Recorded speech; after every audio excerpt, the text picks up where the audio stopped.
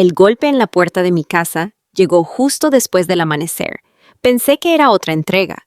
En cambio, 2 detectives de la policía se quedaron allí con una orden judicial en sus manos. Me miraron directamente y me preguntaron, ¿eres David Carter? Cuando asentí, uno de ellos dijo, estás bajo investigación por una estafa financiera de $8,860,000. Me reí porque pensé que tenía que ser un terrible error. Pero cuando me mostraron copias de documentos firmados con mi nombre en cada página, mi sonrisa desapareció.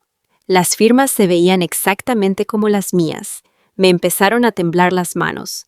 No recuerdo haber firmado ninguno de ellos. Mientras luchaba por entender lo que estaba sucediendo, mi hija adolescente colocó en silencio una taza de café a mi lado. Ese fue el momento exacto en que mi viejo amigo Marco, un detective de policía retirado, entró en la cocina. Miró fijamente el café. Su cara se puso blanca. Me miró directamente y gritó, «¡No bebas otro sorbo! Hágase un análisis de sangre ahora». Lo que los médicos descubrieron unas horas después cambiaría por completo todo lo que creía sobre mi propia vida.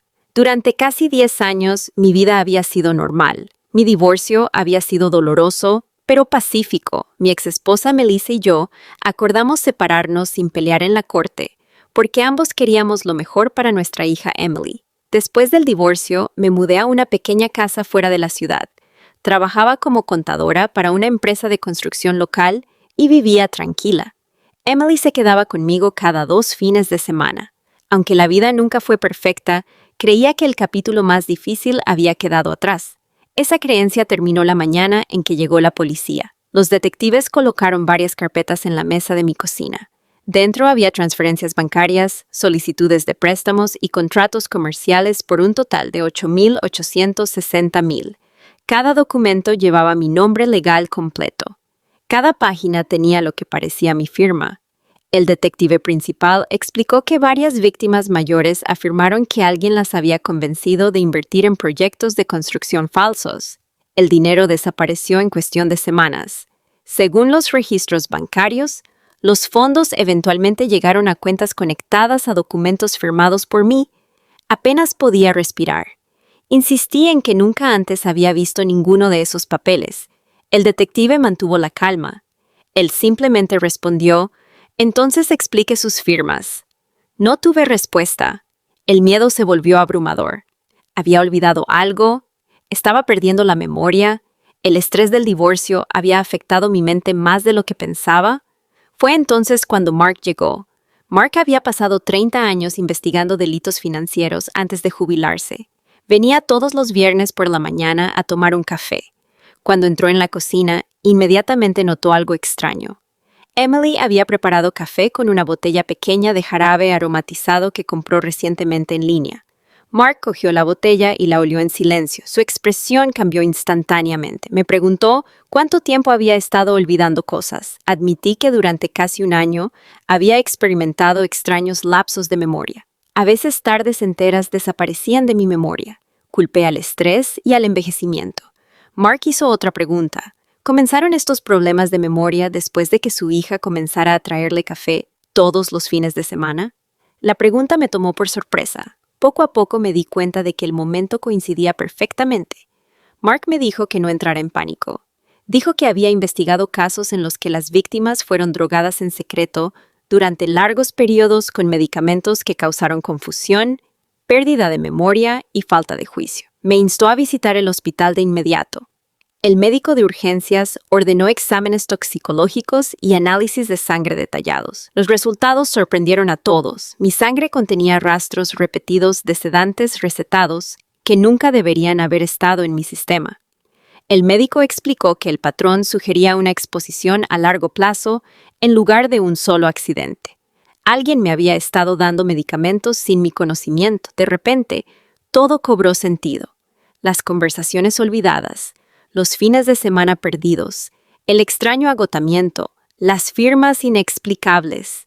La policía inmediatamente detuvo sus suposiciones. En lugar de tratarme como el principal sospechoso, comenzaron a tratarme como una posible víctima. Los investigadores registraron mi casa. No apareció nada sospechoso. Luego, contadores forenses examinaron mi computadora. Hubo sesiones de inicio de sesión remotas desde otra ciudad. Alguien había accedido a mis registros financieros docenas de veces. Las cámaras de seguridad cerca de mi banco revelaron otra pista inquietante. Un hombre que usaba gafas de sol entraba con frecuencia a la sucursal usando una identificación falsificada con mi información. Los investigadores ampliaron el caso.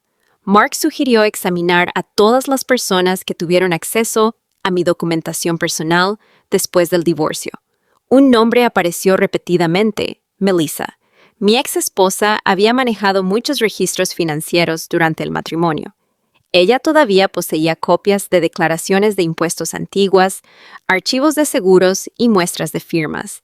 Los detectives obtuvieron órdenes judiciales por dispositivos electrónicos conectados a la investigación de fraude. Escondidos dentro del almacenamiento en la nube, encontraron copias escaneadas de mis firmas que datan de hace más de 15 años. Se había utilizado software para recrear mi letra casi a la perfección. Pero hubo otro giro que nadie esperaba. Melissa no estaba actuando sola. Había sido manipulada por un hombre que conoció poco después de nuestro divorcio. Afirmó ser un experto en inversiones. En cambio, estaba liderando una operación de fraude organizada dirigida a familias divorciadas e inversionistas ancianos. Mientras tanto, los investigadores se centraron en el autor intelectual. Después de semanas de vigilancia, los oficiales allanaron varias propiedades. Se incautaron computadoras, identidades falsas, impresoras, pasaportes falsificados y millones de dólares en registros financieros. Decenas de víctimas finalmente fueron conectadas al esquema. La fiscalía confirmó que, sin saberlo, me había convertido tanto en el sospechoso perfecto como en otra víctima. El análisis de sangre se convirtió en el punto de inflexión. Los expertos médicos testificaron que los sedantes probablemente afectaron mi memoria y mi capacidad para reconocer documentos sospechosos. Es posible que se hayan recolectado varias firmas durante los periodos en que estaba gravemente discapacitado. Otros habían sido falsificados digitalmente. Meses después, se retiraron todos los cargos penales en mi contra. Las autoridades limpiaron públicamente mi nombre. Varias víctimas recuperaron parte del dinero robado después de que los activos congelados fueran devueltos a través de procedimientos judiciales. La vida lentamente volvió a ser pacífica. Emily lloró cuando se enteró de que alguien la había manipulado para que me diera café mezclado con medicamentos. Ella creía que simplemente me estaba ayudando con mi estrés porque alguien en quien confiaba le dijo que me ayudaría a relajarme. La abracé y le recordé que los niños nunca deben cargar con la culpa creada por los adultos.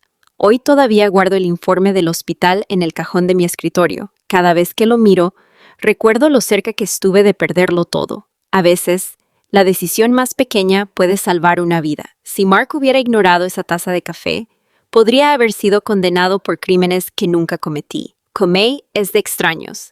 A veces proviene de las personas que ya conocen tu nombre, tus hábitos y tu confianza. Un simple análisis de sangre expuso una verdad oculta que años de investigación habían pasado por alto. Salvó mi libertad, mi reputación y mi relación con mi hija. Nunca ignore la pérdida inusual de memoria, la confusión inexplicable o la actividad financiera repentina en su nombre. La verdad puede permanecer oculta durante años, pero eventualmente siempre encuentra un camino hacia la luz.